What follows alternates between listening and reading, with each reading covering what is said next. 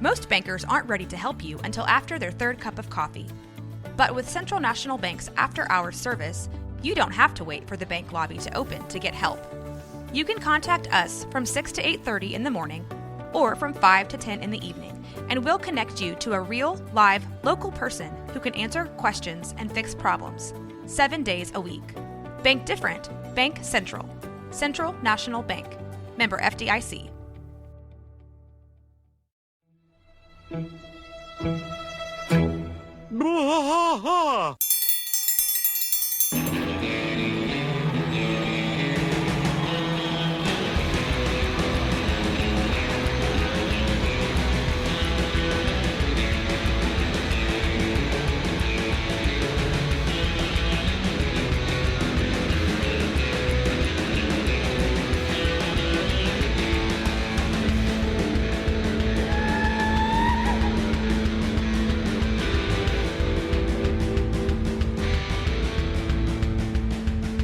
I tried to fight all through the night, deep in the heart of Texas.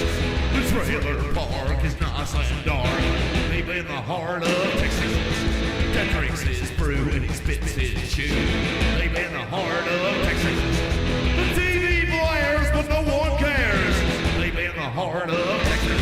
Here we go! Hey there, everybody. Welcome to King of the Hill Rewatch Podcast. I am Mike. And I'm Rusty. Rusty. Still Rusty. Season 2, Episode 20. Episode 20. Junkie Business. Junkie Business. This is an odd episode for me. Yeah, it's kind of weird. It's a different one. It was actually written by Dotrieve. This was written by Jim Dotrieve. And it just feels weird. April 26, 1998. Like, what it feels like to me, and we'll get into this as we go, but it feels like maybe this was a longer episode that got cut up a lot. Yeah, maybe because, so. Maybe it's supposed to be a two-parter or something. There's some weird things that go on. So so there are some big leaps. The director of this was a woman named Cindy Tang Loveland, and she also has done Simpsons. Okay. She's done some Hanna-Barbera stuff. She's a big animation director. Yeah. Cool. Family Guy. She does some big stuff.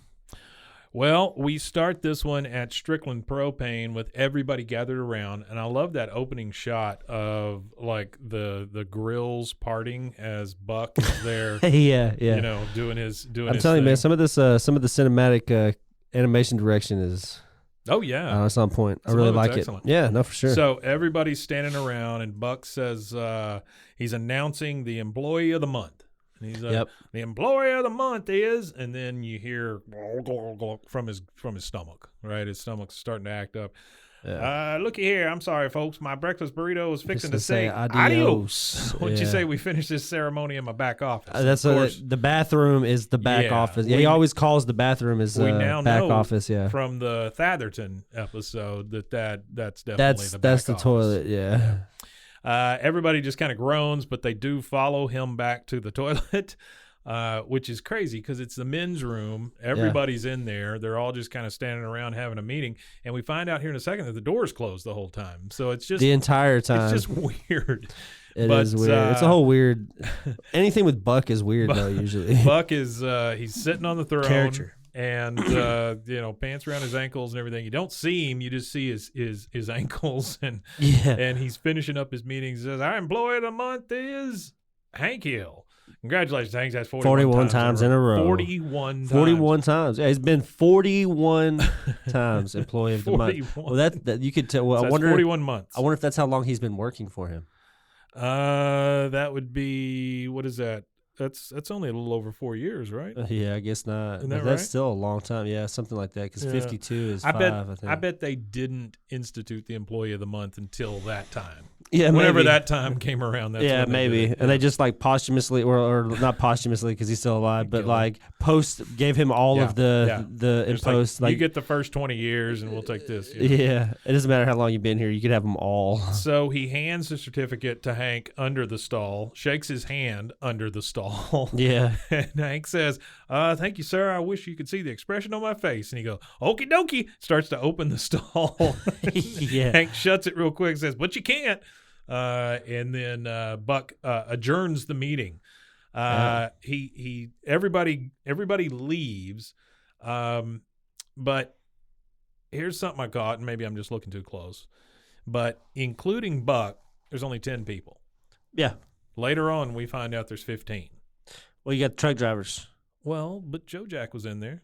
Yeah, he's the lead truck driver. You're not going to have every truck. So all the other truck drivers are not there? They're out there doing their job. So All I feel like, well, I don't know. This is just speculation into the show outside of what information we're given. I think that Joe Jack could easily be considered because he has an office desk. Yeah. So Joe Jack could easily be considered like the lead. I don't understand driver. the layout of Strickland either. It's one of those. It's an open floor plan. It is. You know what it is? Pick your seat when you get there. Yeah. Yeah. There's also a couch right in the middle of it. That's for Debbie. That's for Debbie. Yeah.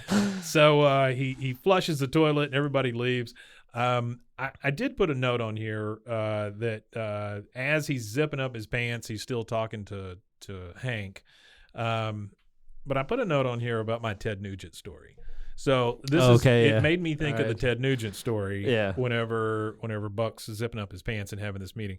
So I met Ted Nugent and his wife a couple of times. We used to do some recording for Ms. Nugent. And I had to go out to their house, which is around here. Yeah, right. Yeah, it's not far from Crawford, right? Yeah, it's within about 20 minutes or so. Yeah. And I went out to the house one time, and this was the first time I was going to meet Ted Nugent. And I mean, for me, Ted Nugent growing up, it was a big deal, right? Yeah, I mean, he was Detroit, a part of popular music. Yeah, he's a Detroit madman, all that kind of stuff. He was a part of popular music. Great guitar player. I don't know. Well, I don't understand the appeal. I don't understand how he could make a career off of what he did, other than his guitar playing. Well, if you went from all of his music had like some serious stuff, like but a iffy lot stuff. of it back then did as well. Yeah, you're right. I mean, you can go back Aerosmith, as far, they all did. Well, yeah, or you can go back as far as stuff. what is that Christmas one where it's about kidnapping a Oh, woman? Baby, don't go. Yeah, that's perfect. It's the holiday time nearly. We're almost there. Time. I love holiday time. I love all the food. So anyway, I go out to their house. Beautiful place. Yeah. They have basically a compound, right? I have to go through a gate, the whole thing. Armed guards, be approved. Yeah. There's a metal detector. There's a front house, drug sniffing dog.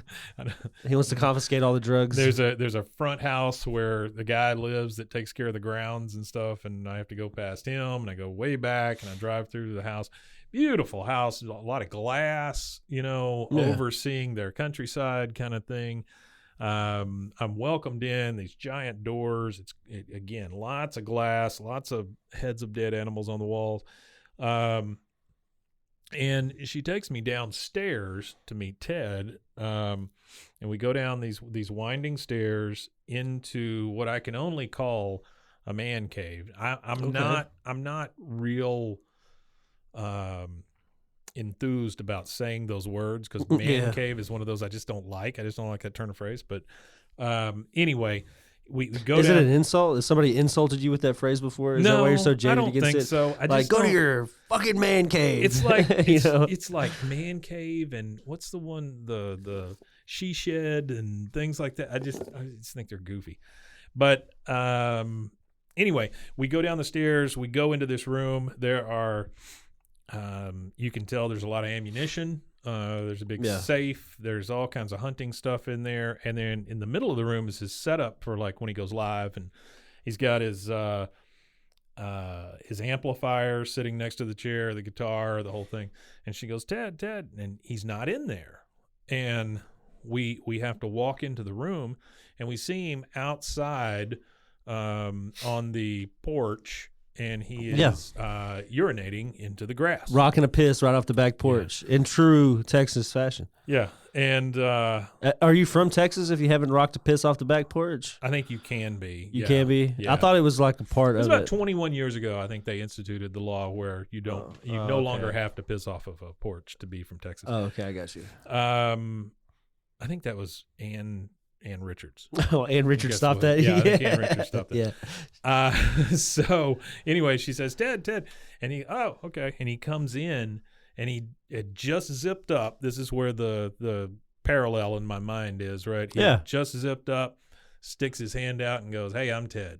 And so I had to shake his hand from where he was His piss hand. It just came out of it. So well, there you go. That's Mike has shook Ted Nugent's dirty piss hand. that's my something. story of meeting The Detroit Madman. He was super nice though, super nice guy. Yeah, I mean, I'm sure he is. So when he's not on TV. So we get back to Buck. He is zipping up. And he says, "Oh, hey, one more thing, Hank. We need to hire a new accessories associate." Yeah, an accessories associate. You need somebody there to sell spatulas and barbecue sauce containers. He always sounds to me like Foghorn Leghorn kind of thing, you know? Yeah, almost. That's one of my favorite actual Looney Tunes characters. Buck is very much. I say, boy. You know, we need to hire. I said we need to hire us a new associate. Yeah, you know? yeah. Get away from me, boy. He also I think that Foghorn Leghorn could have been used for like the Kellogg's, like advertisements. Sure. I think that would have been great. I say, yeah. Get you some Frosted Flakes. Frosted. Yeah. I said flakes there, boy. Yeah. So Hank says, yeah, he's excited. He's well, I'll put together a short list of candidates for you. He says, nah, you're the quarterback of this panty raid. You make the pick. Yeah. Panty raid. Yeah, he's okay. All right. He is washing his hands and talking to Hank at this time, and I do have to give it to Buck for washing his hands. That's good. Do you think Buck went to college? Like, because that's what I'm thinking when I hear quarterback of this panty raid. It does sound. I'm thinking, frat. I mean, I'm sure there's something similar maybe in high school, like back in this. I guess Buck would have been 50s, 60s in high school, maybe. Yeah, that's what I'm thinking about the the 50s and 60s. He probably was in high school, is what I would think. But like so. Seems like the perfect time to be in a fraternity. Yeah, and doing panty raids and all that. Yeah. And I could see Buck maybe being the quarterback. Because isn't all the like Animal House stuff and all that stuff is the 70s, 60s, right? 60s, 60s. So that would be like perfectly in line with 60s, like Buck would have been the demographic that was targeting at that time or whatever. That's about right. Yeah. So no, actually, I honestly think that might have been a reference to a fraternity. Are you a big fan of Animal House? I like some of those movies. Yeah, I like some of those college movies. I love my Animal favorite House. ones. Animal Really House is I mean, they're kind of grimy, but the Revenge of the Nerd movies, I really like all of those. Those are really those are really funny. Yeah, they're not terrible. I mean, they're funny, but Animal House has a certain place in my heart. Yeah, for sure. When it came out, Yeah. you got to realize like Animal House, Caddyshack, those type of movies, they all came out at the same time. Yeah, they did. Basically, it was all like and within the same 5 years or so. I was in a place in my preteen where I was like, oh shit, I gotta go see these movies. Yeah, it was good. It was good comedy. It was good, funny stuff. Yeah, it's good. So he says you're the quarterback of this panty raid, which is super cringeworthy. And Hank says, you want me to choose the next member of Team Strickland? Well, this is a heck of an honor, Buck. Buck says, don't let me down, Hank. You do, it'll be like spitting in my face 41 times in a row. That's a jackass thing to say from Buck there. It is kind of crappy. And next thing we see is Hank putting the certificate up on the wall. Now, I was only able to get a little bit of what the certificate says. Okay. It says Strickland Propane, Employee of the Month, presented to Hank Hill, and it's written out. Yeah. Hank Hill. I'm assuming Hank wrote it in himself. Rutherford. And it says, for consistently superior performance and demonstrated personal initiative. Oh, wow. So that's nice. That's a lot for Buck to say. That's a mouthful. Well, okay, you know what? There's Buck, like a paragraph underneath it. Buck's collegiate read. then. I'll give it to Buck. Buck's probably collegiate then. I think Buck knows how to run a business. Well, he'd have to go to college to. Yeah. I feel like propane that's not just a business. It's not like opening up a sandwich shop or opening up, like a juice store or something like that. So those are the two things that have happened in this last week. And so you have those two things. Yeah. So it's like, or whatever. So I don't know. It's a little different. I feel like you have to have certain amount of like requirements and stuff. Those certifications. You can't just. Well, you got to have certifications. You got to have requirements. You own gas. You have to have a line that runs natural gas to your building for you to distribute it. It seems like a business that a good old boy would be very good at. Making those relationships and things with other people. Yeah. Anyway, he's putting the thing up on the wall. Next thing we see, we're at Hank's house. We're at the kitchen table, and Hank is basically practicing interviewing this new person. Yeah. Right? Are you married? My wife passed away 2 years ago. He asked Bobby, "Are you married?" And Bobby's like, My wife passed away 2 years ago. That's good, Bobby. Yeah, that's good. Keep throwing me curveballs. In the back, you see Luann milling around. You see Peggy coming in with the groceries. I want to point out, and I'm sorry, I'm going to get past this first. No, you're good. We'll get there. But it's just a really good. There's a lot to talk about in this episode. It's a full mouth. Yeah. In the back, you see there's one thing that reminded me of my mom hanging in the hill kitchen. And it's those dried chili peppers. You know those red dried chili peppers that hang on a rope? Yeah. That were in every kitchen forever? Yeah. You know, that's when dried I saw peppers, that, I was just like, oh, yeah, I remember this. Or have you ever seen a braided onion? The onion braids. Never seen a braided onion. So it's like a braided onion. Well, it's like the onion. They braid the onion together. The onions. No. So it's like really the Amish do this for sure. So it's an old rustic thing. So I'm sure not just the Amish participated. I'm sure there's a lot of people that participated at one point or another. But you would braid your onions like we're talking about together. Like green onion kind of things. Something like bulbed onion. You know how the bulbed onion has a lot of fuzz, a lot of stuff on it? You would take that part and you would braid them up. Really? And it would look like a rope is holding them all down the middle, and you would just hang it. And you would start at the bottom, and you would just cut and take your onion as you need it all the way up. And it was a good way of dry storage for onions, hanging them in your closet or whatever. I literally have never seen that. I just saw that That's recently. fantastic. I was on Reddit, matter of fact, and I said, oh, what's this? This is interesting. And one braided of those onion subreddit? Well, yeah, it's just onion subreddit. I can't. Yeah, sure. You got to be a little more broad if you want to see the right information. It's just onion. I can't talk much. I follow. Cebollos. I'm in one where it shows abandoned Pizza Huts and what they've turned into. So. Yeah, that's funny. Well, that's the thing. That's another thing I saw. I saw a meme today too that said it doesn't matter how you dress up a Pizza Hut, you'll never fool anybody. It always looks like a Pizza Hut. You'll never fool anybody. Yeah, you have been on Reddit. I know exactly where you've been. So anyway, we r/Pizza Hut. We see those peppers hanging back there. He says, after Bobby says that his wife died 2 years ago, he goes, "That's a good one, Bobby. Keep throwing me curveballs." And Bobby's like excited. He goes, "Ask another one." He goes, "Well, here's one that gets to the heart of the matter. We're all Christians here. How about you?" Yeah, you can't ask a question in an interview. Yeah, Peggy she chimes in real quick. And she's just like, "Oh my God, Hank, you can't ask that question in an interview. It's against the law. You can't ask about age, race, religion, or sexual affiliation." No. Well, it's illegal equivalent to asking a woman how much she weighs. I don't know how she got all that out of that, but all right, the math ain't mathin'. Bobby said, "Why don't you just hire me, Dad?" And Hank just laughs and says, "That's a good one, son. Keep throwing those curveballs." Yeah. So we're back at Strickland. We're at Hank's desk, and he's starting his interviews. He's got a gentleman sitting there in front of him. He says, here's his first question. If you could, and this seems like a compromise from the one that he can't ask. If you could eat at Luli's with only one of the following, which would it be? A, Jesus. B, Muhammad. C, Golda Meir. The guy says, I don't eat at Luli's. They use lard. And so he goes, okay. And while he throws his application away right in the trash. Yeah. He's like, nope, you don't need to live. And it's funny that these things that he's picking out to hire these people. So is that how he's hired his whole staff? Oh, I don't doubt it. Yeah. All his staff likes Luli's. Well, his staff knows who Troy Aikman is. I think there's a line in the sand between Luli's and Sugarfoot's, right? I think one side. Well, Sugarfoot's is like Texas Roadhouse. Well, it's like barbecue, fried steaks, all that stuff. Yeah, big salad bar. Yeah, all big salad bar. They got a big salad bar. Yeah. Right. So makes me question how fresh. Like I hate salad bars because it makes me question how fresh. Yeah. Some of it is. Yeah. And then the spit guard just doesn't like the fact that it's called a spit guard just doesn't make me really want to eat at anything. I thought it was a sneeze guard. Sneeze, spit. Well, sneeze is just a really loud spit all at once. I think a sneeze guard can't protect from spit because it seems lower. Like it seemed like your mouth would be under the sneeze guard. Yeah, maybe. Yeah, right in the potatoes. Oh, this is my favorite part right here. Do you know that Wendy's used to have a gigantic salad bar? Yeah, I do remember that. Wendy's actually. had that was in the early 2000s. Bar. They still used to have that baked because potatoes. I remembered in the early 2000s. They should have still had that in the early 2000s. They had their baked potatoes. They need to bring that back because the salads like they do are chili on tap.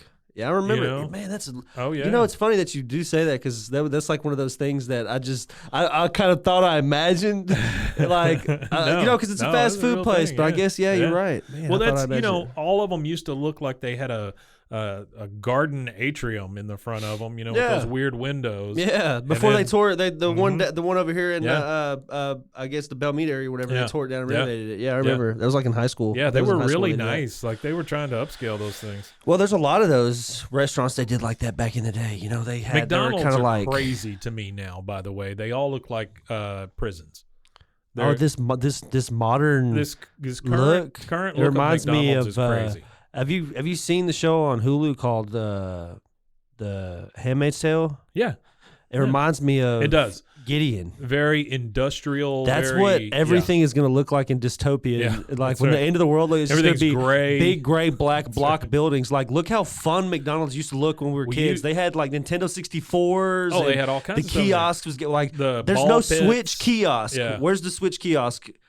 Maybe there isn't a McDonald's near you, but if there's a kiosk in a McDonald's near you that has video games still in it, please shoot me a DM on Instagram. I have been to the world's largest McDonald's, which is the one in Las Vegas. I've been to the Blue McDonald's in Sedona, Arizona. Really? Yeah, that's the only cool McDonald's I've been to. Yeah. I've been to a McDonald's in Amsterdam too, which was pretty cool because it was like it's really funny because you're walking down like this street and you're looking at all these buildings. It's like, oh, these buildings, they have like historical markers on it. Yeah, sure. And you walk up to one, and it's got a historical marker, and boom, it's a McDonald's. Oh wow! But it's like a historical graded building that can never be torn down.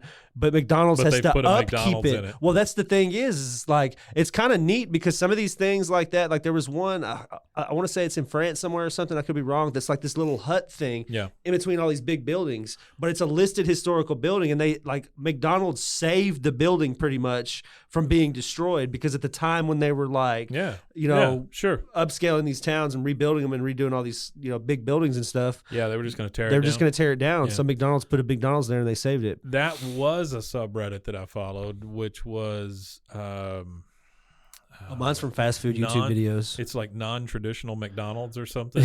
Yeah, that's what it is. It's just a bunch of different McDonald's. There's one that actually goes over a highway.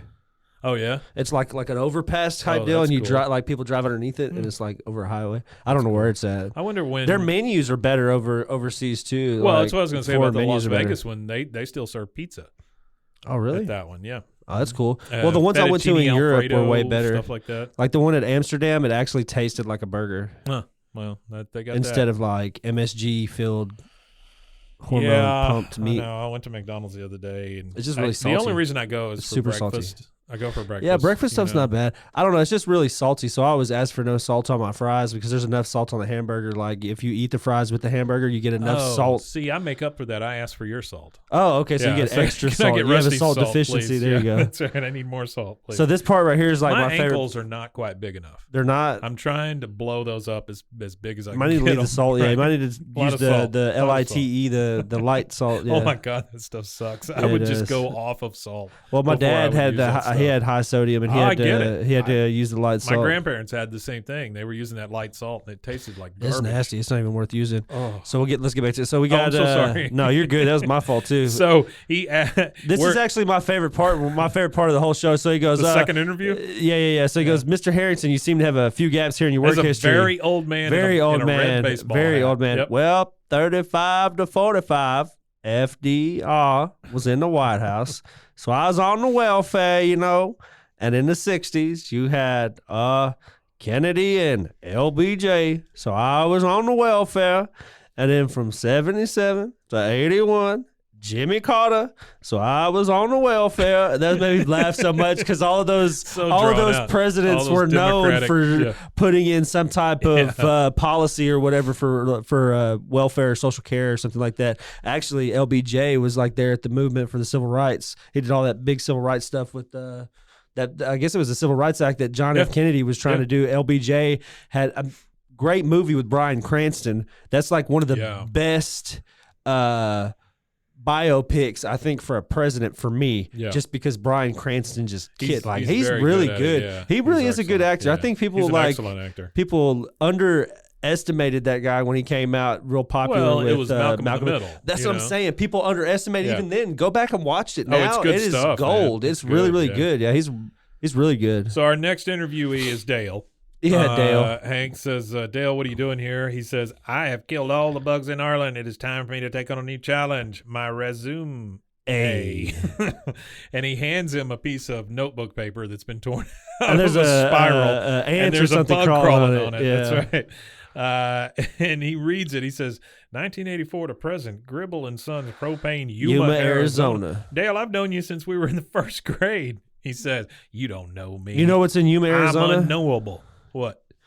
Well, I had a guy I worked with who was stationed there in the Marine Corps, and he said the only thing that they have out there is it's testing facilities, right? Like yeah, where they tested. They do airplanes and stuff out there. He was a fueler. He used to fuel up jets. No, that's Utah. No, it's not Salt Flats. No, they fuel up jets and stuff. I think they do test like fly because it's like a lot of dead airspace out there that nobody uses for. They don't like a lot of the actual airliners and stuff that fly don't really fly that direction. So they do a lot of sorties, I guess you'd call it. Sorties. But he said the only thing that Yuma, Arizona has is good tacos and meth heads. Oh, he I don't said doubt it's that, literally jack shit out there but the military base. Sure. And he said shitty bars and stuff like that. But he said meth is real bad. He said some of the soldiers get real into it too. Oh, I don't doubt it's it. really, really bad out there. There's nothing out there, It's literally nothing. So next, we have Hank sitting at his desk. He's asking for another applicant, and he calls for Mario Montalvo, which is voiced. We'll go ahead and let me knock that out real quick. Well, she comes in. Yeah, she comes in. My name's Maria. Maria. She's super dressed up too. She looks wonderful. Yep. She's in a purple suit with a briefcase and all that stuff. You can tell she is the best one. Yeah, she's actually voiced by a Cuban woman. Oh, yeah? Yeah, her name is Bertilla Damas. Oh. And so she's done stuff on Spanish television. She's done a lot of Spanish television stuff like that, commercials and stuff and voiceovers in Spanish and stuff. She's actually been in Nothing But Trouble, Mi Vida Loca, Fires Within. Her TV stuff that she did was the John Larroquette show. Do you know who that is? I have no clue. He was the smart mouth lawyer on Night Court. Oh, okay. Do you remember Night Court? No, don't know that. Remember that either. Yeah. She was John Larroquette. Very I love funny guy or something. Is it like comedy? Yeah, he's funny. Oh, okay, yeah, I'll have to check that out then. Yeah. I'll look into that. There was a John Larroquette show. Yeah. But that was after Night Court. Yeah, she actually did. She was in Star Trek, Deep Space Nine, and in Voyager. I think he died. Oh, he did. Because they were going to do this reboot of Night Court. So the guy that played the judge is dead. Bull, the bailiff, is dead. So I think John Larroquette died. There's too many dead people to do the show anymore. Well, they're still doing it. Oh, they're still doing it. Yeah, so they're doing it without John. No. I'm sorry. John Larroquette is the star. So is of it this the thing without now. John show? So it's John Larroquette is still in it, and the judge is the judge's daughter. It's that kind of thing where they're doing the reboot thing. But yeah, so her name was Bertilla Damas. She was in like Star Trek. She did Star Trek, that John show. She was actually in two. She was actually in two separate Star Treks. She was in Deep Space Nine and Voyager as two separate characters. Wow. And she did like a lot of one-off stuff in like ER, The Huntress, Family Law, The Division, Crossing Jordan, Sleeper Cell, Bones, 9, Dexter, CSI. I could keep doing that. So she's in a lot of different stuff. She was actually in Brooklyn Nine-Nine in 2 episodes of that.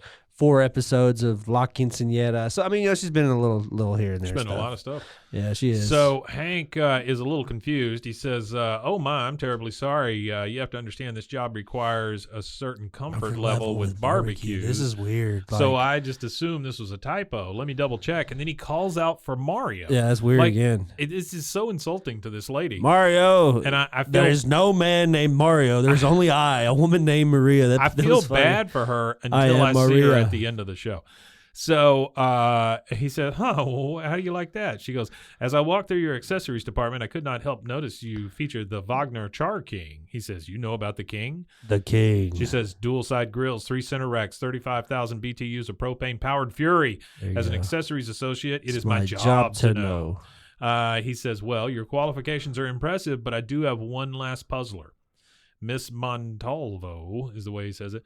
You're at the Troy Aikman Fantasy Sports Camp. It's the toughest 14 days you'll ever love. And on the bus ride home, and then she stops him and says, excuse Troy me, who Aikman is Troy Fantasy Aikman? Sports Camp. What the hell is that? So Troy Aikman used to be the I don't quarterback know of the who he Dallas is, yeah. Cowboys. I think the fantasy camp is probably made up, but he may have had a camp one time. It is made up because I typed it in. I typed in the Troy Aikman Fantasy Sports Camp, and what comes up is somebody on Reddit quoting King of the Hill this episode. So she says, excuse me, who's Troy Aikman? And he just looks like he's going to throw up. I mean, that is one of those deal breakers for him. So the next thing we see is he is in the alley with the guys, and he says, on the one hand, she booted the Aikman question. Yep. On the other hand, she knew about the Char King. So, I mean, it's a real toss-up for him, you know. Bill says, when you say she, are you talking about a woman? Yeah. What? He says, yes, Bill. Then Dale pipes up and says, Maria Montalvo, I worked with her in Arizona. She's no damn good. Yeah, he's trying to get the job. Bill pipes up and says, yeah, well, these days you got to be careful about working with a woman. Why, in the Army, you could get in big trouble for harassing a woman, even if you're her superior officer. Yeah, so you should. Well, I don't. So you should. know that's with the amount of but okay. controversy around that now, yeah, they definitely should. Then we get Boomhauer. And Boomhauer says, yeah, man, I tell you what, when you go work with a woman nowadays, man, you got to pull duty like Kathleen Willie, Slick Willie, man, dang old Willie Wonka. All right. Here's my first note. Oh. Kathleen Willie. Kathleen Willie. Do you know who that is? I don't know who. Okay. I know who Slick Willie is.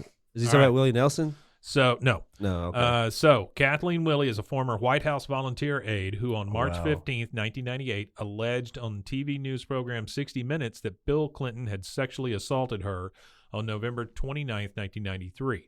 During his first term as president. So he's Slick Willie. She had been subpoenaed to testify in the Paula Jones sexual harassment case. So, oh, okay, all right. She is the Willie. That was the other sexual harassment stuff that came up while he was in. Because I remember there were all kinds of. Well, I remember the only one that was really like national news that I even remember was the whole like blowjob at the Oval Office thing. Yeah. There were. I mean, come on, the guy. I mean, you know what I mean? The guy got head in the Oval Office. You can't be mad at him. So Slick Willie could refer to basically what Wikipedia referred to as 4 different people. Yeah. So it could be Willie Brown, who used to be the California legislature and San Francisco mayor. Okay. Could be Bill Clinton, former president. Bill Clinton.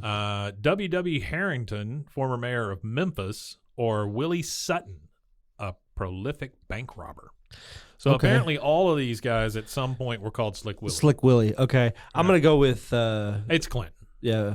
With Bill Clinton on that one. It's definitely Clinton because of the time frame of this show. Yeah, for sure. Because he's still president at this time. So he's president all the way up until 2000 at this time. Yeah. So there's like a whole another 2 seasons of Bill Clinton. Hank says, well, she's more qualified than any other applicant, but that only goes so far. I mean, what are we going to talk about? Our feelings?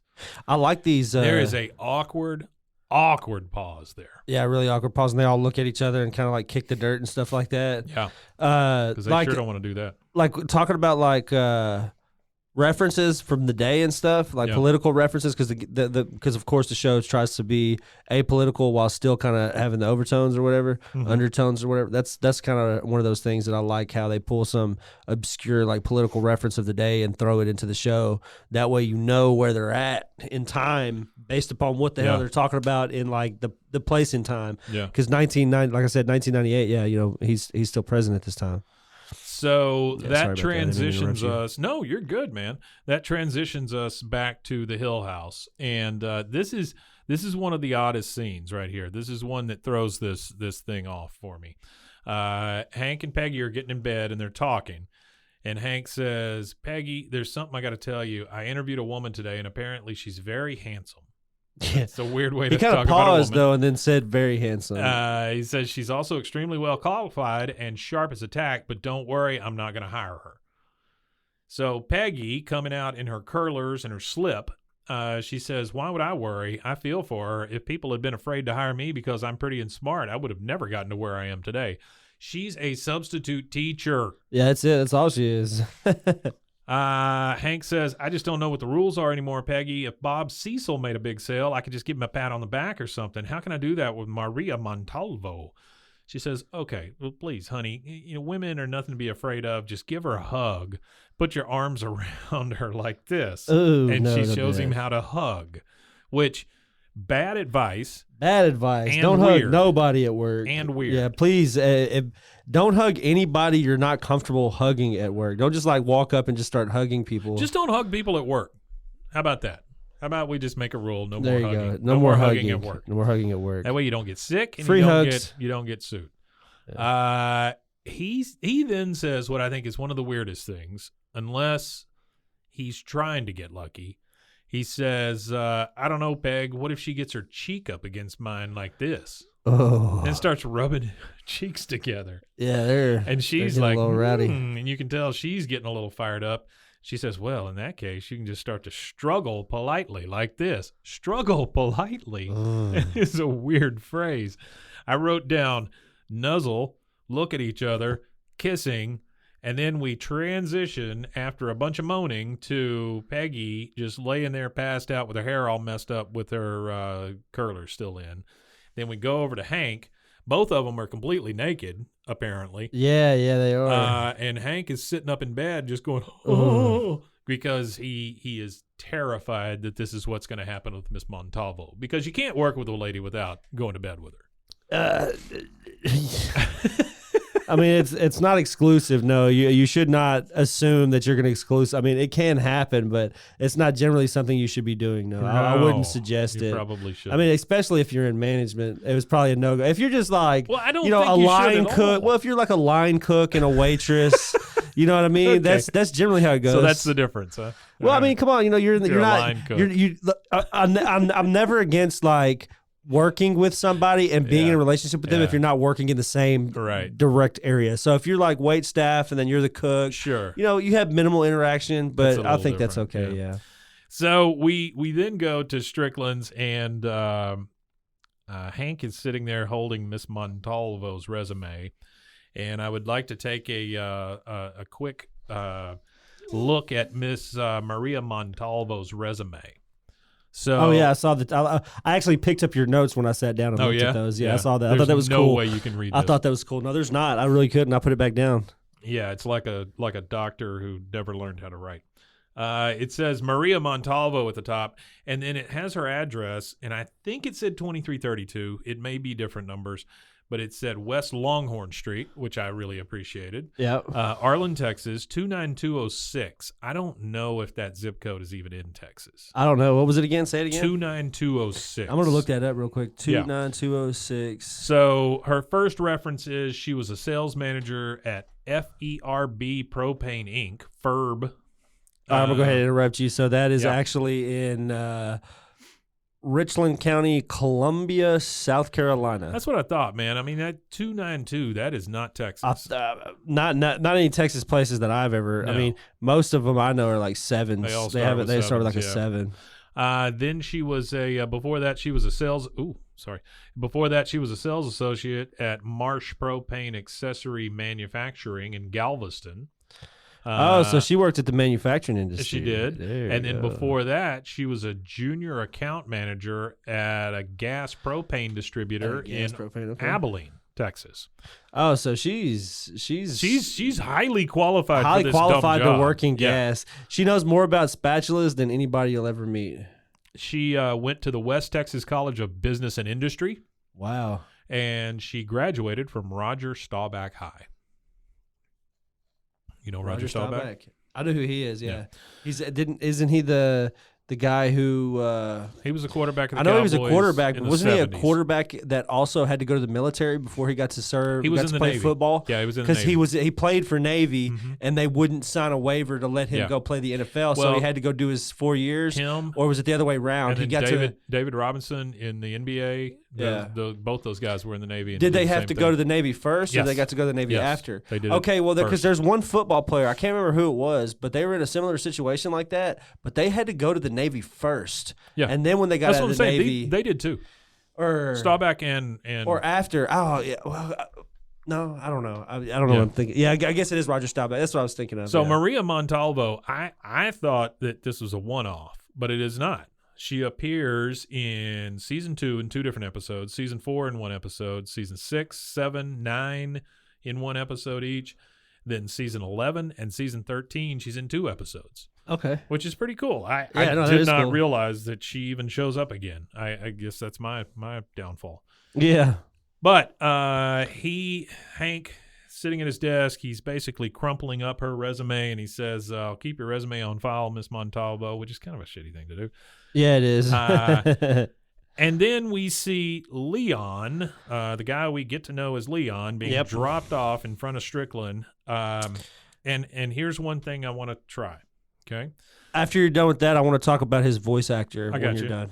Why don't you go ahead and do that? Talk about the voice actor, and then let's get to this other stuff. Okay, and we're talking about Leon here. So Leon's the perceived drug addict at this point. I don't think he's perceived, but yeah. So he's actually voiced by a writer, a really prolific, if you want to call it writer. I'd call it prolific. He's written on a lot of shows, a lot of good shows that I like. He's actually directed one of the shows that I like, and you'll like too, Mike. Oh, really? So you've got The Simpsons he wrote episodes for. He wrote like a handful, probably like 4 episodes. Mr. Show, I don't really know what that is. Mr. Show? Yeah, he co-wrote. Bob Odenkirk and oh, okay. Bob Odenkirk. He Bob co-wrote Odenkirk and Dino Stamatopoulos. I don't know who he is. He also had something to do with he co-wrote episodes with Dino Stamatopoulos on the Mr. Show. Oh, and then, wow, he co-wrote with Judd Apatow on Undeclared. I can see that. They all know each other. And then you'll like this. He did 11 episodes of The Office. Oh yeah, and directed 4 episodes. He wrote 11 and then directed 4. So Mr. Show that's really was cool. Bob Odenkirk and David Cross. Oh, okay, yeah, David Cross. I like David Cross. Yeah, he's all right. Yeah, I like his voice acting more than I like the stuff that he actually acts in. Oh, I thought he was fantastic in Arrested Development. Oh, that was good. That was a really good show. Yeah, that was great. Him and Jason Bateman. Yeah, that was perfect. He blues himself. But yeah, so this guy Brent Forrester, he's the one that does the voice for the drug addict on King of the Hill. Yeah. Oh, that's great.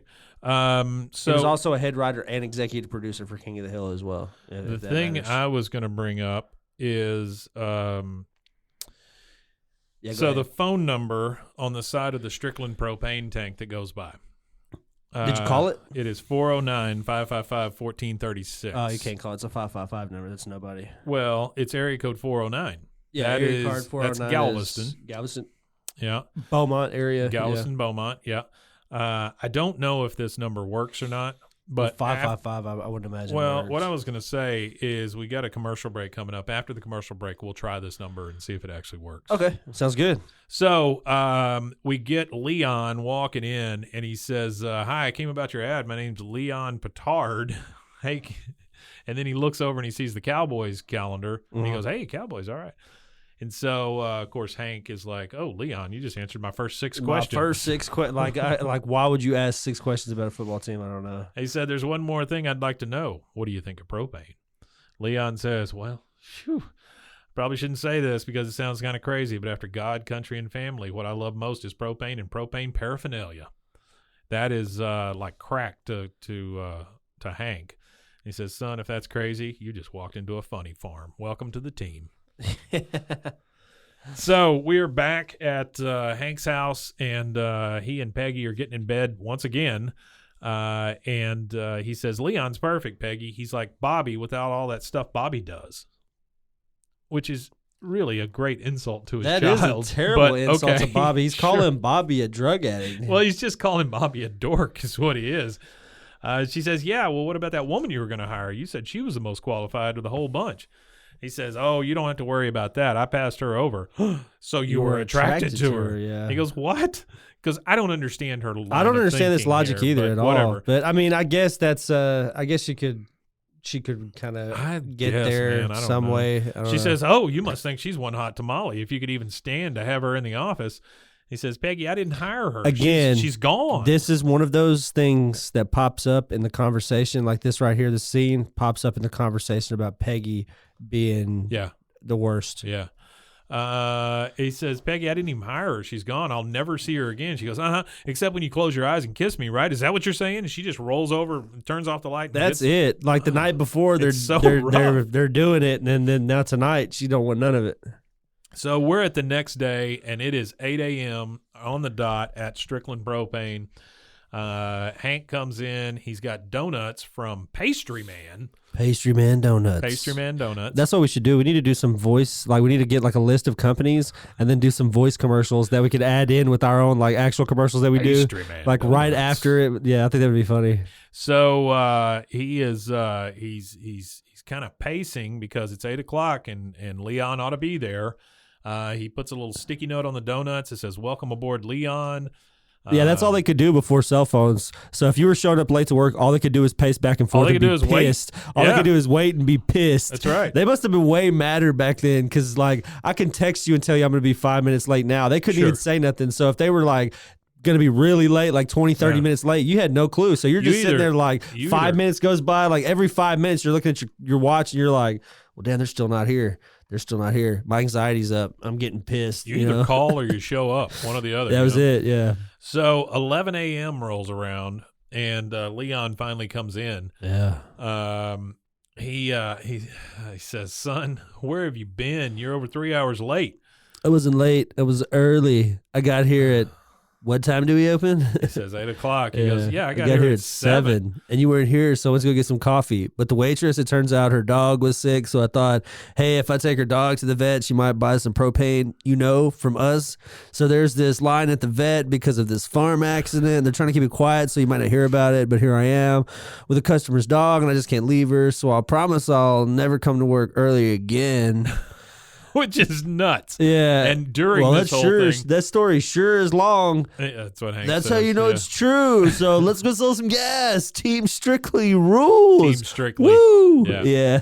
The whole time he's telling this story, he's looking out the shades. He picks up a donut and sniffs it, and he just sounds drunk the whole time he's doing this. Yeah, he sounds out of his head for sure. He's not there. He's not there. All right, and with that, we are going to get out of our heads and take a quick commercial break. And we will be right back.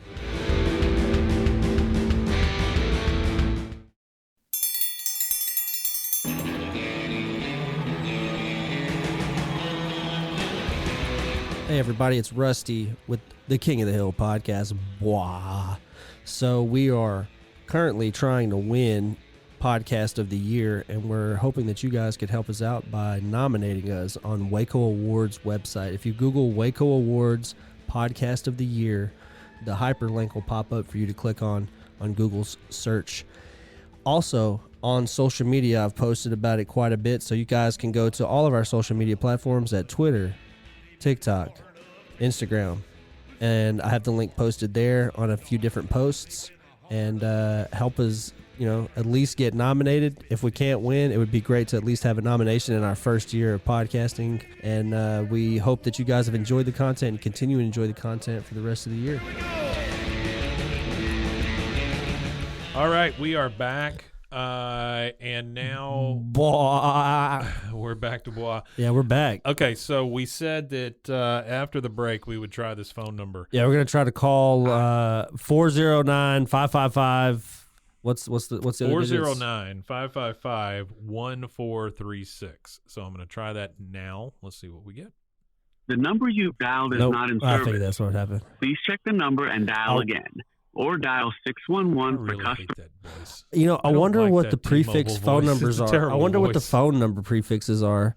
Because we could just throw like a different prefix in there and see if it would ring something in Galveston. Well, I don't want to call anybody else. Oh, okay. I was fixing to say 766-770-771. You could dial any of those. It would dial Galveston. Just say, hey, That's can the you give me the prefix. number to Strickland Propane, Yeah, please? can we get the number to Strickland Propane? Well, that was a little Ireland. underwhelming. Oh, I got but a at funny least we know story it for you. doesn't I work. got a funny story then before we jump back into the episode. So I used to room with a friend of mine, and his dad was a truck driver. So his dad would crash at our place when he was in town because he was gone like 3 to 6 months out of the year. Yeah, sure. So when he would come to crash, trash. Over the road trucker. Well, he was over the road so long at this point. He's like in his 60s at this point when I meet him, or his late 50s, and he's just burnt, pretty much his brain fried from the road. Sure. Yeah. Well, I would always joke with him, like, man, did you pass through Arlen on your way? And Arlen, that's up there by, like, he would legitimately he's not playing along but he's legitimately really is saying he passed through Arlen. And he's like, well, where's Arlen? And I was like, oh yeah, it's over there by McManerberry and Durndal. You didn't pass through there on your way into Waco? Durndal. I used to do that to him all the time. And he would always be like, oh, well, no, I've never heard of Arlen. What's that? Where's that at? So we are now at the point where Hank is going to show Leon around the very small Strickland propane office. I don't really understand this tour because here's the water cooler. There ain't much. Here's there. the front door. Yeah. Here's the Char King. He says we work as a team here at Strickland. There are 15 of us, counting you. Again, now we're referring to that 15 number. Yep. Okay. He says 15. Wow. What's this thing called again? And he's pointing to the Wagner Char King, which that's your first red flag. Right? Yeah, it is your first red flag. I guess second red flag because he came in late. He says, actually, I haven't told you about this grill yet, Leon. It's called the Wagner Char King, and it's the crown jewel. He says, oh, yeah, Char King. I remember. It's almost lunchtime, right? And he's just tweaking the whole time, like rubbing his nose and rubbing his arms and all this stuff.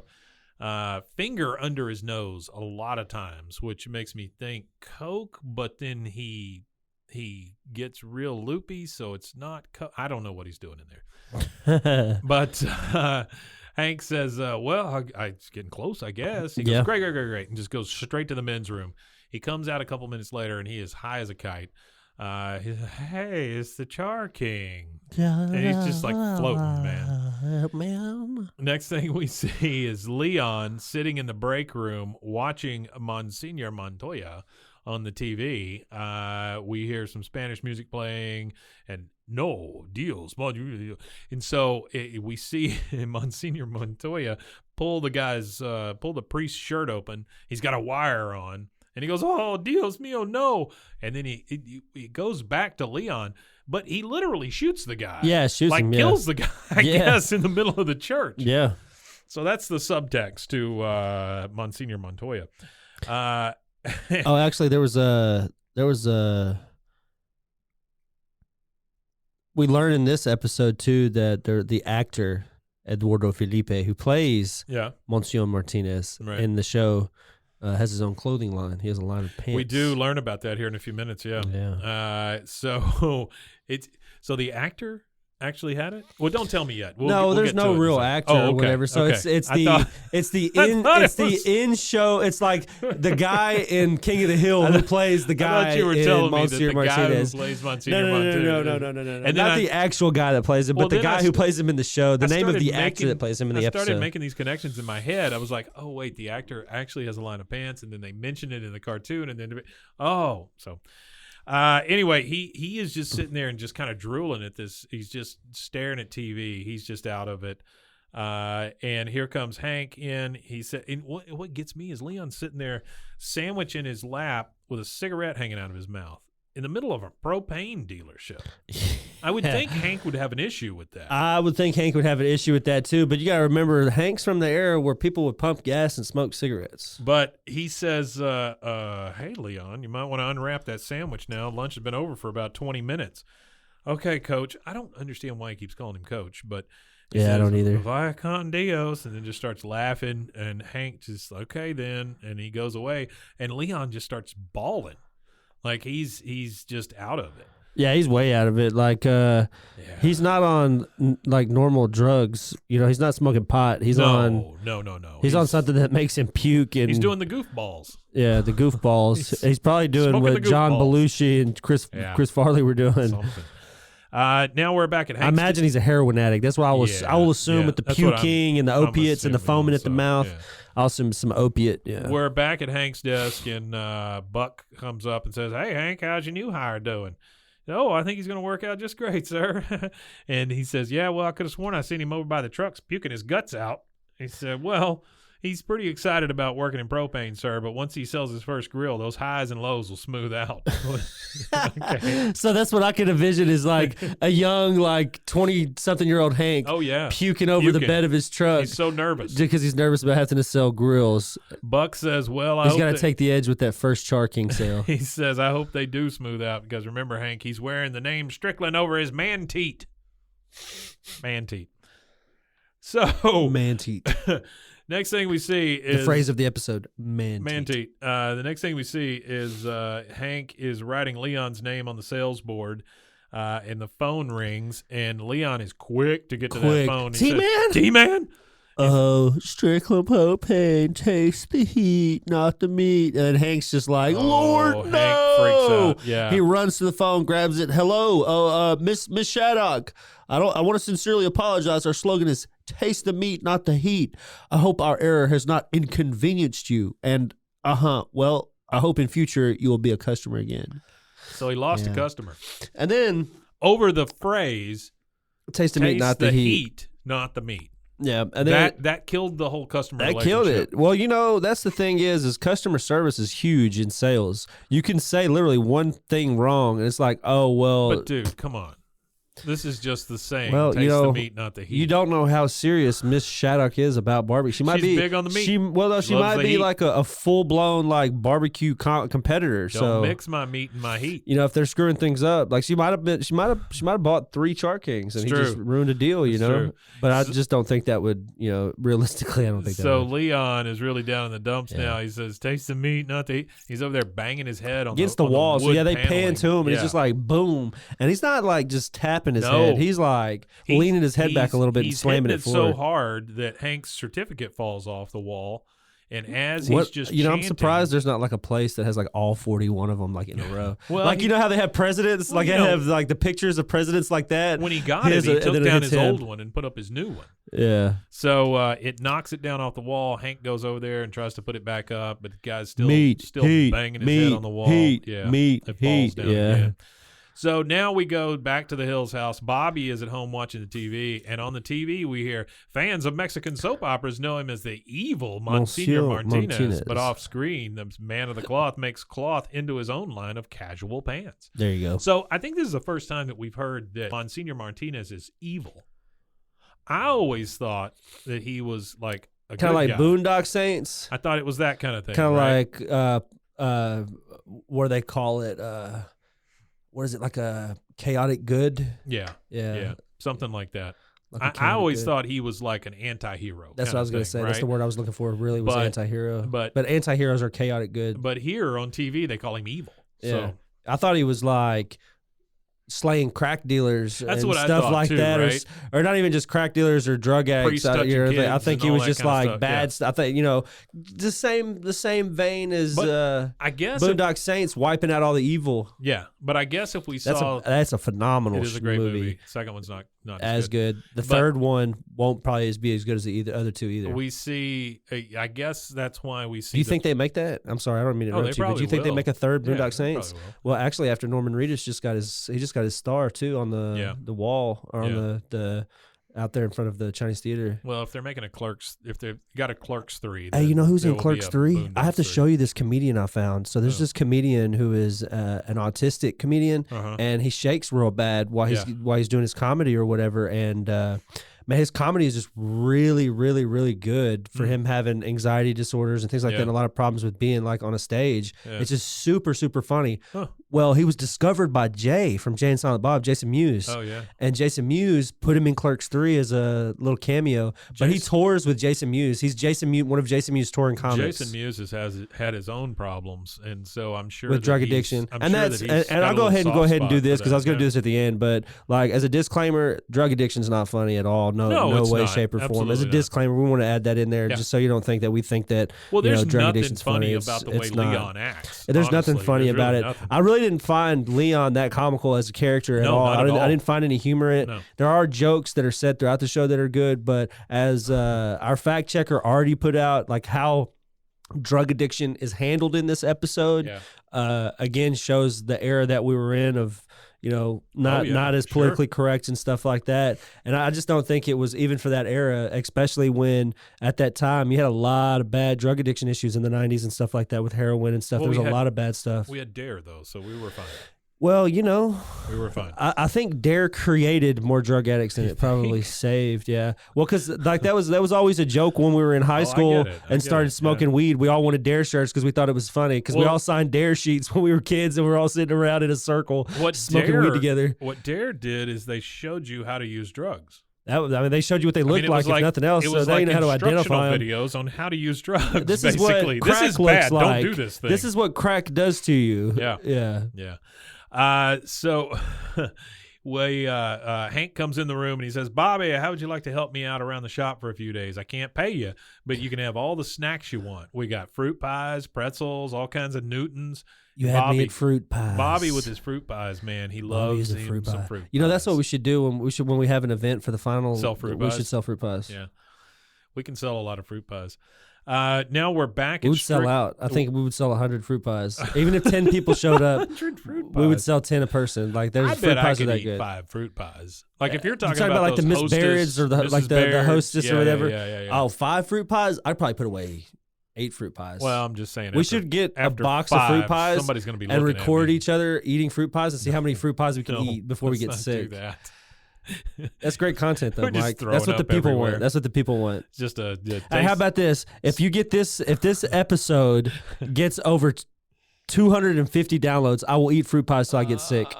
I will. You don't have to participate. We'll record me eating fruit pies until I puke. What kind of fruit pie do you like? I would probably do the frosted Miss Barrett's apple fruit pies, and I'd probably have to have a microwave to heat them up while I eat them with some cream. Oh, you're so fancy. It is. Well, I mean, if I'm going to eat enough till I like puke, I want to eat them like congealed. That. Yeah. You know how congealed they are and weird. You guys heard it. I'll honor that, and I'll post a video on social media. So get it to 250 downloads. It's just you can taste the lard. You can taste the artery hardening ingredients. You taste the grease. It's good though. It's good. Good damn pies. You know who used to have a great fruit pie was McDonald's, and then they screwed it up. They stopped frying them. You know who else has a pretty good fruit pie? Whataburger. Whataburger still fries them. They're still good. Yeah. You can't not have a fried fruit pie. Well, you can at McDonald's. They bake them now. Yeah, but who wants a baked fruit pie? Nobody, I want my fruit they pie don't sell fried. any fruit pies anymore. Have you ever fried a Miss Barrett's fruit pie? No, I've never double fried a pie. Okay, well, I worked at Sonic, and I used double to fried a pie. I've taken things in there to fry them just to see. Oh, I don't doubt that. Yeah. See the goodness in fried items. One of our kids worked that was one of the things Sonic. I did. Yeah, he fell and broke his back. At Sonic? Sonic, yeah. Did he get like PP check, like the money check? He got a PP check. Slipping on the PP. Right. That's right. So we're back at Strickland. They come in and Leon comes in through the door and he has all these sweets in his hand. He has Pastry Man, and on the top is Swamp Snacks. Swamp Snacks. And then he's got some sort of chocolate something and a bunch of other stuff. So this is a thing with alcoholics and other people like that. There's a big sugar addiction, right? Okay. Because like if you drink a lot of beer, you drink a lot of wine, things like that, you're putting a lot of sugar in your body, so you get a lot of those withdrawals from sugar. Yeah. And so you crave a lot of sugary, sweet type stuff. Okay, I didn't know that. I know I used to. Well, because my dad, he likes to drink a lot of beer, and I don't know, he doesn't really like sweet stuff, so that's kind of I guess it's. I believe that's where that comes from. No, you're probably right. It probably is. So he comes with all because your body's used to processing some of the sugar. Yeah, so if you don't have the absolutely. sugar, your body's going to crave the sugar that you process the alcohol into. For sure. Yeah, and it takes years to get over that too. Oh, yeah. Like your body has to completely reevaluate itself.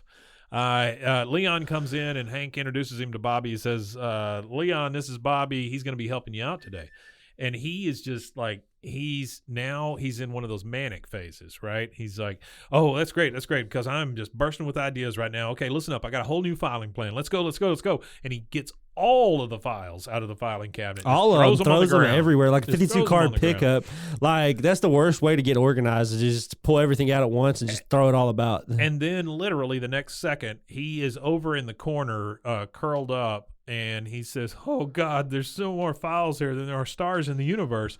Bobby's just like, this would go a lot faster if you'd help. He said, I just can't do it. And he pulls up a bunch of those files and uses it as a pillow and curls up in a fetal position. Yeah, which is like, I couldn't imagine, saying, hey, son, here, hang out with the drug addict all day for me. Hank is still, well, we find out what Hank is here in a second. He's still in denial. We're back at Hank's house, and they are eating a family meal with, it is Bobby, Luann, Hank, and Peggy all sitting around the dinner table. Sitting at dinner time. Dinner table, not the breakfast table, not the kitchen table. And they are eating a meal of what looks to me like baby back ribs and mushed peas. Yeah, that's what it looked like. It looked like baby back ribs and mushed peas. And Bobby's kind of like playing with his food there. Yeah, and Peggy says, what's the matter, Bobby? You hadn't even touched your marrow. Your marrow. You don't like bone marrow? I don't. You don't suck the marrow out of bones? Not a big marrow person, no. I do with chicken bones. I'll eat all the gristle too, all the small like chewy parts that you could eat. I eat all the gristle, the gristle, meat. Fruit pies, and marrow. Yeah. What a meal. That could be a meal. So especially if it's got a lot of chicken meat attached to that bone. He says, I have to do all the work because Dad's new employee is a drug addict. Hank's like, no, Bobby, Leon's a little slow on the draw, but that doesn't mean he's on drugs. Bobby says, well, you got to trust me on this. When you've heard as many former athlete lectures at your school as I have, you get to know all the signs. It's funny they say that because I remember being in health class, and the guy that came and visited us, he wasn't like a former athlete, but he was like a former student of the health teacher. Yeah. And he had came in and talked to us about cocaine addiction because that was his big addiction. Yeah. And he lifted his head up like that to show us like his up his nose. Deviated septum. And it was all just one big connection. Just open. There was no like membrane or anything there for his nose or nothing. He had rotted it out. So Peggy responds with, wait, you hired a drug addict instead of that beautiful Chicana? My God, Hank, how badly did you want that woman? There she goes again, old Peg. Hank says, now, just hold on here. Leon's credentials are top notch, even if they are from nonprofit sector. This is funny. 6 months at the Helping Hands Institute, 1 year at Covenant Place. She goes, those are detox centers. He says, centers? No, look right here. Institute Place. And then Uncle Hank, you're in denial. That's her only line in the entire That's it. Thing. She doesn't say anything else. And then Bobby says, yeah, Dad, you're what Too Tall Jones called a codependent enabler. Too Tall Jones was a football player, right? Too Tall Jones. Second fact. He was a defensive back, right? Too Tall Jones, Edward Lee Jones, born February 23rd, 1951, commonly known as Ed Too Tall Jones, due to his height, 6'9". 6'9". That's big for a football player. That's big for a football player, but that would definitely be an amazing defensive back. He played 15 seasons for the Dallas Cowboys. Yeah. He played from 74 to 78. Then he took a break and he played from 80 to 89. During that break, he was a boxer. Yeah. And he was in a boxing. He had some boxing matches that were really weird. Like he had one. Oh, kind of like the Floyd Mayweather, Conor McGregor kind of crap, like stuff like that. Weird. Well, like celebrities matched up against him or something. It said, let's see. There's one here. Oh, go ahead. I'll tell you about football players boxing. He fought Abraham. I don't know if this is right, but it looks like Menzies, but I think it's Mencius. He said that Mencius dropped Jones with a left hook in the sixth and final round and then hit him again while he was down. Yeah. And Jones' cornerman then got into the ring, which is illegal, and then he attempted to revive Jones with ammonia. He didn't come back, and so the referee said, oh, wait, everybody's broken the rules here, so we're not going to punish anybody and just let the fight go. Yeah. And so then Jones, he survived the round, and he was awarded a narrow majority decision, causing the pro-Mencius crowd to boo loudly. Okay. So he's been in a couple of those fights. Couple of boxing. Well, I wanted to talk about NFL boxing real fast. So there's been a recent match, which is kind of funny, that they did in September. It was Le'Veon Bell, the old running back for the Pittsburgh Steelers. Yeah. Passed around, been to the Jets, been a few other. I think just the Jets is where he's been at. And then Adrian Peterson, everybody knows who AP is. And they boxed, actually. And Le'Veon Bell knocked Adrian Peterson, like, cold cut him out, like, shake your whole body, kind of knocked him out, man. That was a couple Saturdays back, actually, in September. So Too Tall Jones said that fighting was probably the best decision he's ever made because his boxing training made him a better football player. Probably did all the agility stuff. Yeah, well, but he was a defensive back though, wasn't he? It's like the was I right about that? I think he was a lineman. But yeah, he was definitely a defensive guy. I remember when I was a kid, my dad gave me. Well, I think we saw Too Tall Jones at like an Autorama or something. And isn't he the dude with the Coke commercial? No, that's Green. No, that's not him. That's Mean Joe Green. Mean Joe Green. Yeah. Okay. All right. I know who Mean Joe Green is. Yeah. He played for the Steelers.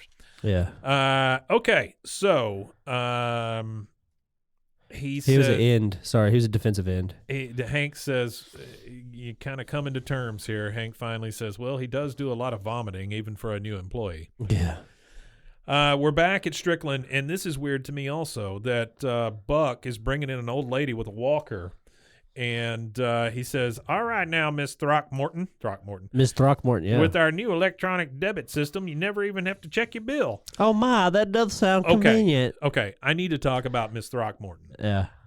Can you look and see who does her voice? Oh, Miss Throckmorton's voice? I think because this is nuts to me because she sounds like an old horror movie star. I wrote down Vincent Price here. That's not correct, but she sounds like, oh my, that does sound convenient. Like anybody who ever she's did voiced a by Cheryl Holiday. Okay, who is? It says here on IMDb, Cheryl Holiday loves the booze. Was born in Texas sometime during the Depression. Migrated to California during the Dust Bowl. Career insomniac. Loves Glenfiddich on the rocks and Kettle One gimlets. That's a lot of booze references in that. This biography was written by Cheryl Holiday. Okay. During one of her frequent drunk night binges. She did so good episodes, though. She wrote some good episodes for King of the Hill. So she's doing voice, but she's also a writer. She wrote The Order of the Straight Arrow. She did the Texas City Twister. She did Snow Job. Oh, wow. So those are three, like... But she does. Yeah. She comes across and goes, oh, my, that does sound convenient. Like an old... you know what that reminds me of? The Mad Hatter. Yeah, it's kind of like yeah. It's like that, or it's like an old horror movie star. I mean, it's so weird. Buck says, we take the money right out of your account. And then they see Leon. He's over against the wall, and he's just drooling. No, he more than drooling. He's like foamed up at the giggling, mouth. He's drooling. He's foaming at the mouth. Yeah, he looks zonked. And Buck is like, what in a Sam Hill? And then here comes Hank. Oh, no. He says, this is your new associate, accessories associate. Jeez, Hank, he's drooling nincompoop. Yeah, he is drooling nincompoop. He calls him a nincompoop. He says, don't worry, sir. He's as good as gone. And while they're talking, what you see in the background is Miss Throckmorton, and she just starts poking him, which is... Trying to get his attention. One of the funniest things. No, she's poking Leon. Oh, just poking, as he's drooling. Oh, yeah. No, she's just back there going, he's standing there. Poke. And she's like poking him because he's like completely incapacitated. Yeah, he's wrecked. So then we get the first reference here, which I think is trouble. He says, "Well, make sure you don't disgruntle him because you don't want him showing up tomorrow punching the clock with a 45." Yeah. That's rough, man. That's a rough one. That's rough. And then we follow through with it here in a second. Well, there's a story I'll go ahead and tell about a disgruntled worker. So when I was working at the factory, the candy factory, there was a guy that got fired. And, when you get fired, they take your card and all that to where you can't badge in and all that. But he blew the turnstile for security and just stormed through the building. And a friend of mine actually tackled the guy and held him down on the ground while the police came and picked him up. Was he armed or anything? No, he wasn't armed, but he was going nuts. He was going crazy. I'm sure he was. The guy that was my friend that tackled him and stopped him or whatever, he got in a little bit of trouble with HR, but not a whole lot. They just wanted. They were like, I can't imagine. They were like, you're supposed to just. Well, he didn't get in a ton of trouble, but what they told him for next time is just like go in just lock yourself behind a door. Like the nearest door you see, go behind a door and lock it. And he's like, why would I go behind a locked door where there's a crazy dude running around screaming at people? They're saying next time this happens, make sure that if or when. I'm sure it's not their first time that. I imagine that every employer. Well, it's a factory. Hundreds too, and of you just people. See those kind of things. Yeah, anywhere you got hundreds of people at one time. That's what it is. There's like 500 people at one time. Oh yeah, working there in the day. In the daytime, there's probably about that many people there present. So now Hank is ready to fire Leon. This is the next day. We start with this weird, uncomfortable smile between the two of them, between Hank Yeah, it's and really Leon. odd. He says, Leon, maybe you don't have the tools that an accessories associate needs. You need to find a job you can do with your tools. He goes, I got a ratchet set that I haven't pawned yet. that I haven't pawned yet. He goes, yep, you have a lot of things you can do with a ratchet set. Maybe you can work on trucks. Well, wow. He just I don't know. Yeah, assume it's a promotion. Wow. I don't know what to say, Hank. As your new chief mechanic, what I'd like to do first is fire Enrique. Like, what the hell you got against Enrique? Leon, what I'm trying to say is you're a drug user, and there's no place for you at Strickland Propane. As of 5 o'clock, you're fired. Isn't that crazy how the verbiage works of how you fire somebody? Yeah. It depends on like what kind of legal things happen. Oh, sure. And like whether they get unemployment or not. Like there's like literally how you like the verbiage you use when you fire somebody could change. So whole lots of stuff. Leon responds with, "Oh no," and we hear that again here in a minute. Hank says here and hands him a card. It says, "It's a rehab center, son. Why don't you go take the rest of the afternoon off and get yourself some help?" And so Leon leaves with that card, which I thought was nice of Hank. I mean, he could have yelled and screamed at him, but he didn't. Yeah, he could have got mad, which is real nice of him, which is kind of like I see Hank as being the kind of boss that would be way like just this episode shows that Hank isn't the boss that I thought he would be. No. So again, it takes away from the view that you would have of Hank being this. Well, he's bad at choosing people, number one. Well, he's not a very good manager. I don't know how he gets employee of the month all the time because this shows that he's not really good at management when nobody, you know how everybody just kind of F's off. Because he wears the Strickland name on his man teeth. Because he wears the Strickland name proudly. That's all you need is proud man teats to be successful. This is the next day. We're back at Strickland. We see Hank. He's erasing Leon's name from the big board. Mm-hmm. Joe Jack bursts in the door. Leon's in the parking lot. You hear, and he looks disgruntled. Oh, Hit the deck. Tires screeching. Sweet you Jesus. hear everything. Yeah. Everybody starts hitting the deck. They dive under desks. They all run out. Even Hank and Buck, they get behind a turned over desk. And then you see 2 feet, and then like Hank slowly pops his head up and he goes, "I'm sorry I have to do this, coach." And you see Hank like anticipating. He thinks he's going to get shot in the head. Yeah, he's anticipating punch, shot. We don't know what he's anticipating, but he's anticipating some type of violence. And then we get Twig Boy. Twig Boy's back. Twig Boy is back. He says, "Hello, Mr. Hill. Anthony Page, group leader, One Last Chance House. Are you aware that you hired a drug addict?" Hank's like, "Well, I am now." Well, I am now. That's why I fired him. Yeah. I wonder if this is true. I wonder what. Artie, I know you're listening because I can see that you're listening, and I know you can't interact. But if you could, why can't he interact? I don't know. Well, because on the Spaces one you can't interact, and the live one for some reason kept messing up. So I just did the Spaces because Spaces is just voice. Yeah. But what I'm curious is if you can find out, is it legal to fire somebody for drug addiction? Yeah. And can you file for disability being a drug addict?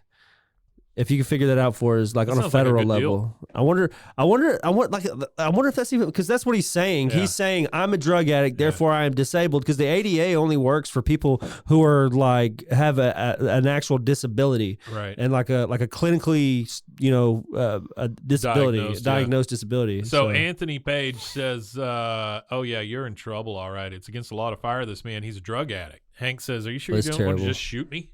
Yeah. Which again, that's rough. That is rough. Then we see Leon bringing a latte to Twig Boy. I'm not sure where he got this latte. I'm not either, but he uses this latte as a trivia thing. So whenever he says, what's the line? Thanks for the latte, Leon. Yeah, in another episode, the very first episode or whatever that he's in, he goes, "Give me another latte, Kenneth," or "Thanks for the latte, Kenneth." Oh, really? That's the line from the other episode. So it's kind of like a continuity thing. So he likes lattes, and apparently he's used to people handing them to him. He says, "Mr. Hill, you have to rehire this man. Legally, drug addiction is a disability, and now that Leon's in rehab, the law prohibits you from firing him." And Hank says, "Rehab? Since when?" And then Leon pipes up and says, holding the card, says, "Since 4:30 yesterday afternoon, and I wasn't officially fired until 5." So Hank's words came back. Playing his cards. He says, so Anthony says, this is Americans with Disabilities Act. This is while he's putting it up on the bulletin board. It ensures that no person, no matter how disadvantaged, how short or obese or blind or gay or even stoned, can be discriminated against once his healing has begun. Then Buck. Oh, this is my favorite line. Of Hell, the show. right now I'd kill for a big fat blind gay guy if we could get some damn work done around here. Hank says, I can't believe this. Well, I may be stuck with you, but you're stuck with me too. And there's going to be some changes around here. You will be here at 8 a.m. sharp from now on. Anthony then listens to Leon when he says, 8 o'clock, Anthony? He goes, 8 o'clock's not going to work for Leon. He's got withdrawal therapy until 11. Yeah. Then Leon says, but then I take my methadone, so I should be feeling pretty good by the time I get here. Hank says, what? I'm not going to let you come to work all hopped up on goofinol. Yeah, goofinol.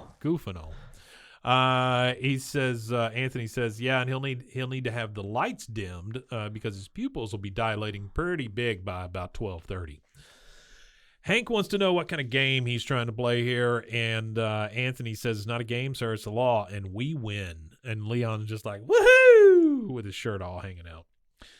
We are back at the Hill House, once again in bed with Hank and Peggy. Peggy is reading over the Americans with Disabilities Act in bed. She says, let's see, any company with 15 employees or more must make reasonable accommodations for the disabled workers. Hank says, I can't believe I'm getting hogtied by a dope freak. She says, well, of course, you could have hired Maria Montalvo. The only accommodation she would have needed from you is a slobber guard. Now, if you can get your mind off of her for 2 seconds, maybe we can get some sleep. Yeah, she's really on that. I don't understand her. Yeah, I don't understand her either. Why is she so Well, that's the thing here. And I think that's, again, where this episode becomes slightly offensive to actual disabled people is drug addiction isn't like I really don't think it's classified as an actual disability, and the fact that they're making light of the ADA. I think that's what So you're saying, I think that's the like, because I read a little bit about it, and I think that's where the controversy lies in this episode is as how like they kind of make light of what the ADA is about, because the ADA is about people with real but it can be disabilities used for whatever. But it could be used for whatever. But I just don't see it being used for short, obese, blind, gay, or stoned.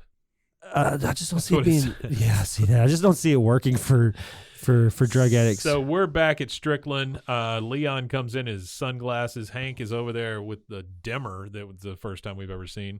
Leon says, "Now, please. That's great. I'm going to go throw up now, Coach." So Hank is kowtowing to all these things that they've said he has to do.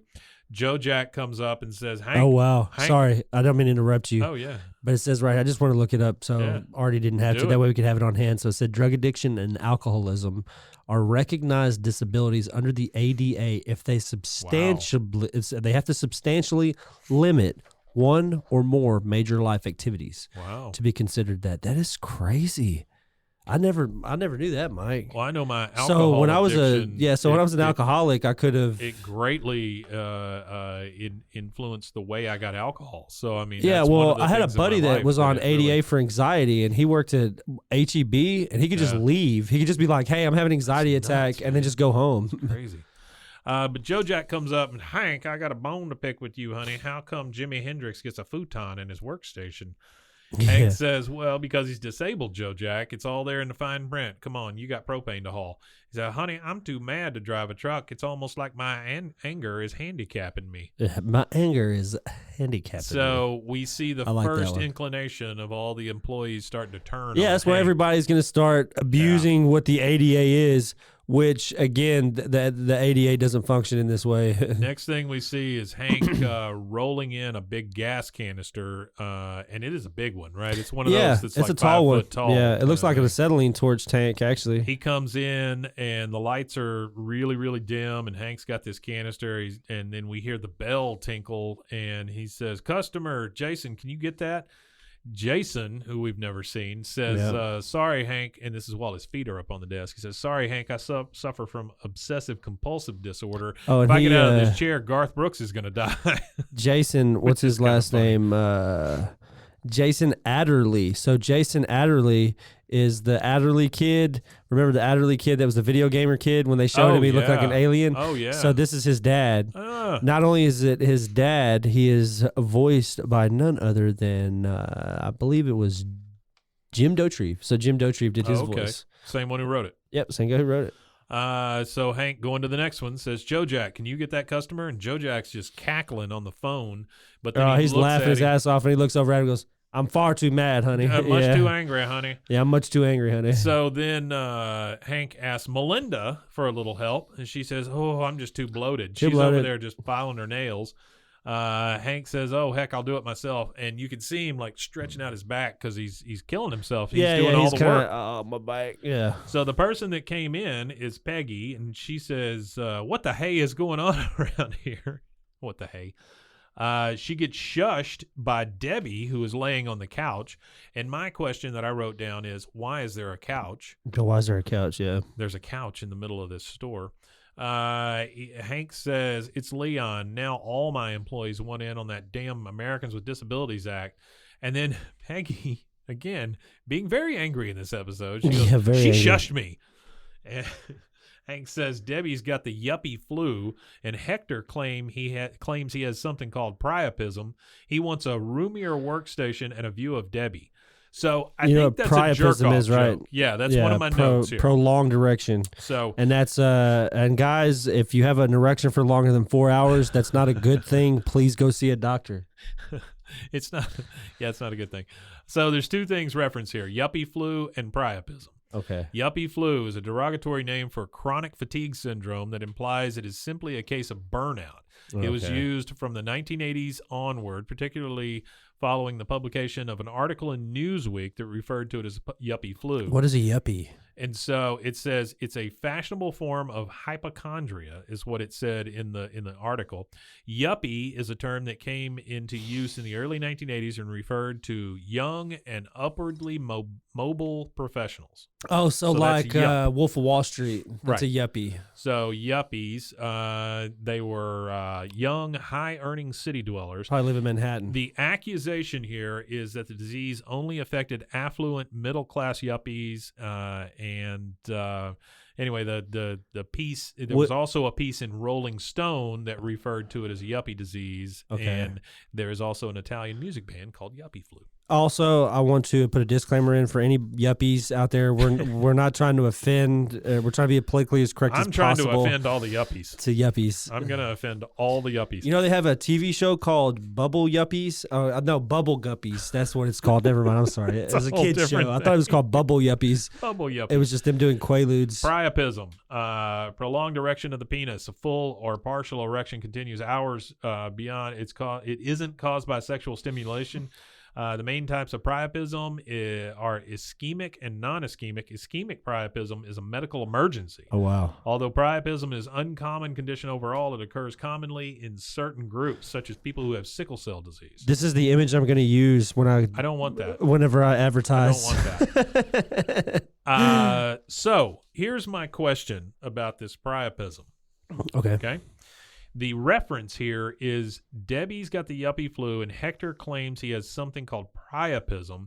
He wants a roomier workstation and a view of Debbie. Is that a jerk-off joke? That's a sex joke or jerk-off joke or something like that. Joke, yeah. Right? Well, the only way to cure priapism isn't by jerking off. It's actually by shunts. I get it. In your, which is it is a jack-off joke. I get it. I'm sure it's a joke. But I'm saying that this is just a jack-off joke because Hector all of a sudden has priapism, which is a hard-on when he's looking at Debbie. It's kind of gross. So, it's kind of a gross joke. Kind of gross. But it's even grosser how they have to fix it because they have to cut. They have to like put a shunt to like bleed you out. No, thank you. I'm good. Yeah, it's nasty. Disgusting. Like Peggy, please see a doctor. It's not cool. Don't like brag about it to your friends. Don't like who's bragging about priapism. I don't know. Like Man, have you seen my priapism? Like blue collar guys really that are around the water cooler. Yeah, last night I had a 4-hour erection, man. My wife loved it. Like, bro, if you tell me you have a 4-hour erection, you need to go to a doctor. I don't think it's the same. Peggy says, nobody shushes me. Hank, you cannot stand by while these greedy pigs suck the life out of Strickland propane. Anybody's disabled if you think hard enough. Peggy is a turd in this episode. Yeah, she got some iffy stuff going around. Yeah, she is a super big. I like this part right here. So we're back at Strickland again. Yeah, and this is Buck. Yeah, Buck. He goes, "Hey, if we can catch this guy doing drugs on the job, we can fire him." So here's the deal. Put on your fancy clothes, hop a Greyhound to Dallas, and buy every pill, pipe, powder you can find. See, you spread the stuff around like roach traps. Then we'll get that boy hooked again. He said, with all due respect, Hank sir, says, I have a better plan. He's got a little bit better plan. Yeah. Which that plan right there that's true buck. That's true bucket. True buck, that's bucking it out. In comes Anthony Twigboy. Says, hello, Mr. Hill. I came as quick as I could after I got your message. It sounds like you become the victim of some sort of discrimination. And this is Hank's speech. That's right, Anthony. You see, I recently came to realize that I, too, suffer from a disability. It's called GWS, Good Worker Syndrome. I get sick to my stomach unless everyone around me is given 110%. The symptoms include pride, responsibility, and a feverish enthusiasm. It used to be a common condition among Americans. Yep. Anthony responds with, ew, people like you who abuse the system ruin it for the rest of us, the truly disabled. And he holds up his little hand guard. Yeah. He says, I'm leaving, and he tells Leon to call him if he gets any more trouble. Leon says, don't call me Leon anymore. He's obviously pretty high. Yeah, he that's says, the name I used to do drugs with. That's right. From now on, I want to be called. He wants to be called Hank Hill. Hank Hill. Yep. That's enough for Hank. Hank says, nope, that's too far. I cannot accommodate that. I won't. Anthony says, it's not up to you, Hank. It's up to Hank. It's not up to you, Hank. It's up to Hank. This man is not your slave. You don't get to name him. Buck says, all right, Hank, get yourself a bus ticket to Dallas. He's still on his plan. Hank says, I hate to do this, but you leave me no choice. There's only room for one Hank Hill at Strickland Propane. I quit. Buck is flabbergasted. Wait, what am I going to do now? And then Hank leaves, and this is Hank's plan all along. He says, whatever you do, whatever you want, Buck. With me gone, you're down to 14 employees. That makes this your business, not the government's, and he leaves. Oh, wow. Buck is like, huh? What? Oh, hot dang, Hank, you've done it. You've done it, Hank. And Leon thinks he's talking to him. He says, thank you, sir. He says, not you, you're fired. Just like that, boy. He's just like, boom, you're fired. And then he just turns up the lights and he says, now Strickland's just small enough to skirt the law. You all get back to work. Debbie, you lie right there. So he just lets Debbie stay on the couch for some reason, which I'm only assuming is because she's doing so Buck. When Hank left, that cut his employees down to 14. Cut it down to 14. Which made him small enough to not have to follow by the ADA. Have to follow the ADA anymore. And he was able to fire whoever he wanted. Well, there you go, Hank. Next thing we see, we're in Buck's office, and it's just Buck and Hank, and he says, well, son, you pulled our wieners out of the campfire just in time. Wieners out of the campfire. And and then he goes, well, I guess I did, Buck. And he goes, yeah, so let's get this over with. Hank, where do you see yourself in 5 years? And of course, Hank says, proudly serving as assistant manager of Strickland Propane. And then Buck goes, welcome back, son. You're rehired. After a 6-month probation period, you'll be eligible for vacation and benefits. That's fucked up. He says, probation? He goes, oh, yeah, you got to understand my position here. The last couple of Hank Hills I had, one of them was a druggo and the other one quit on me. Yeah. So he says, oh, say howdy to your new accessories associate. And in comes Maria Montalvo. I couldn't read my own writing. Maria Montalvo. She says, I'm happy to be working with you, Hank. And she hugs Hank, but then her hand goes down to Hank's butt, which is one of the weirdest come-ons I've ever seen on to Hank.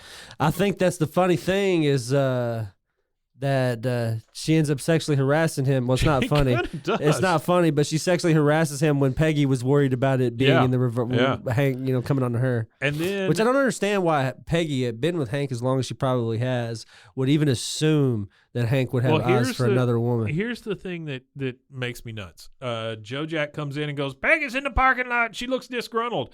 And then you see Peggy storming past the window out front, and then it ends. Which I don't understand. How did Peggy know? I don't know. Where did she come from? What happened? Because there's no fallout here. We don't see anything. The only other thing we see is Melinda standing in front of Hank's desk, and she's asking him if he's starting a recycling program because Hank is putting everybody's name. This is during the credits. He's putting everybody's name on cups. And he goes, no, not really. Have you ever been to the doctor and the doctor gave you a cup? And Melinda says, yes, but that was to pee in. He says, yeah, you can go now. And he knocks all the cups off his desk, which I don't get any of that interaction. I don't get any of it either. It just seems really weird as hell. And then you hear Jason from inside the men's room say, Hank, if you don't give me another cup, the Oak Ridge boys are going to die.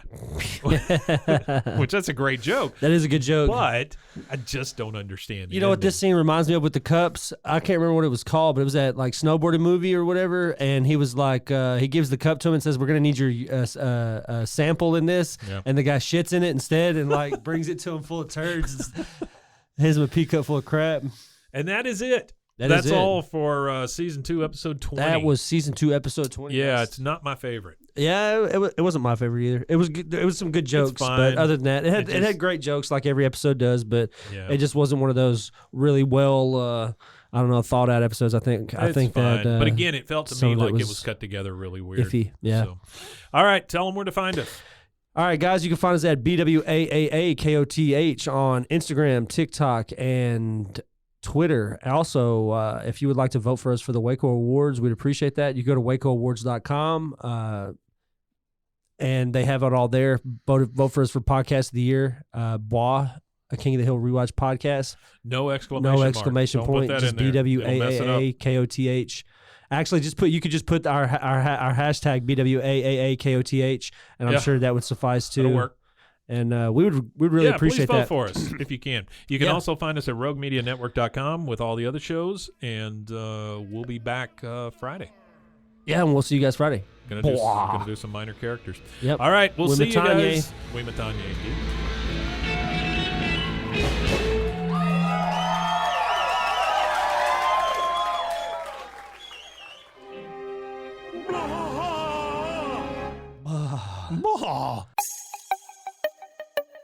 This has been a Rogue Media podcast.